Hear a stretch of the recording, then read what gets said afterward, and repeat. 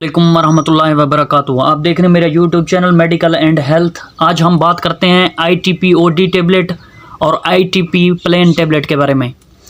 अगर इसके फार्मूले की बात की जाए तो एटोपिराइड हाइड्रोक्लोराइड इसके फार्मूला है और ये 50 mg और 150 mg में आती है और इसको सामी कंपनी बनाती है। और ये एक ऐसी दवाई है जिसको मैदे के लिए बहुत ज़्यादा इस्तेमाल करवाया जाता है।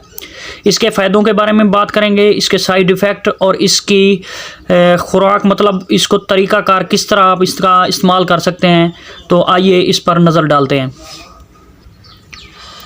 इसके फ़ायदों की बात की जाए तो ये दायमी गैस्ट्रिक अल्सर के लिए इस्तेमाल की जाती है। मतलब जिन लोगों का मैदा बहुत अरसे से ख़राब है, जिनको बहुत ज़्यादा मतलब मैदे की तकलीफ़ का सामना है, तो उन लोगों के लिए इस टेबलेट का इस्तेमाल किया जाता है।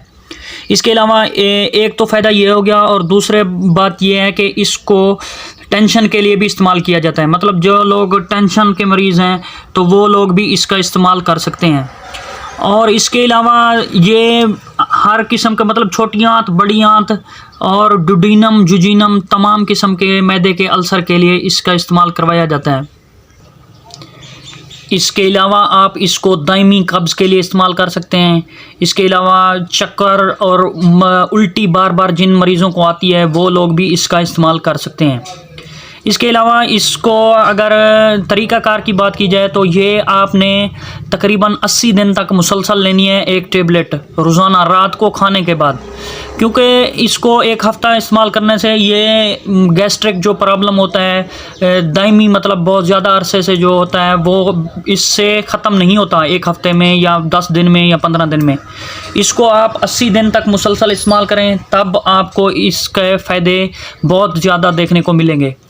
इसके बाद इसके साइड इफ़ेक्ट की बात की जाए तो ये इस्तेमाल करते हुए आपको बाज़ औक़ात कभी कभार पेट में दर्द हो सकता है आपको, और इसके अलावा आपको चक्कर आ सकते हैं या नींद थोड़ी बहुत ज़्यादा आ सकती है। इसके अलावा इसके साइड इफ़ेक्ट कोई ख़ास देखने को नहीं मिले।